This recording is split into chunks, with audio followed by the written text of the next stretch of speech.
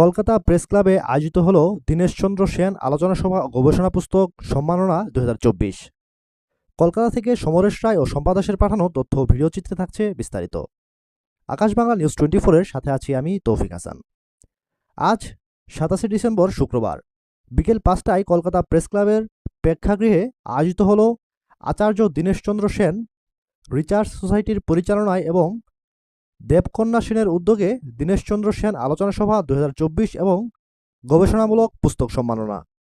এই অনুষ্ঠানে উপস্থিত ছিলেন আচার্য দীনেশচন্দ্র সেন, রিসার্চ সোসাইটির সভাপতি ডক্টর অরূপ মিত্র, সাধারণ সম্পাদিকা দেবকন্যা সেন। বিশেষ অতিথি হিসেবে উপস্থিত ছিলেন সমাজসেবী ও ইন্টারন্যাশনাল হিউম্যান রাইটসের ভারপ্রাপ্ত প্রিয়দর্শনী দাস ও দীপঙ্কর দাস। প্রধান অতিথি হিসেবে উপস্থিত ছিলেন অধ্যাপক ডক্টর সুজিত কুমার পাল, বিভাগীয় প্রধান বাংলা বিভাগ, বিদ্যাসাগর বিশ্ববিদ্যালয়, মেদিনীপুর। নারী পুরুষ এখন সমান সমানভাবে চলছে, একই সাথে পা মিলিয়ে চলছে, কেউ আগে নেই কেউ পিছিয়ে নেই। সবার আগে নারীর সম্মানটাই বেশি জরুরি, কেননা যে দেশ নারীর সম্মান আগে দেয় সেই দেশ কত আগে এগিয়ে যায়।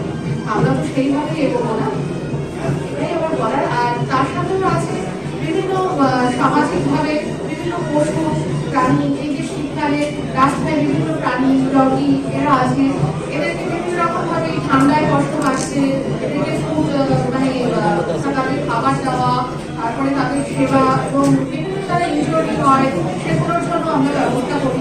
কারণ স্বামী বিবেকানন্দ বলেইছেন জীবের পরে যে জন সেই জন চেঞ্জ কর। তো আমরা সামাজিকভাবে যতটা পারি সবার জন্য করার কিছু না কিছু তবে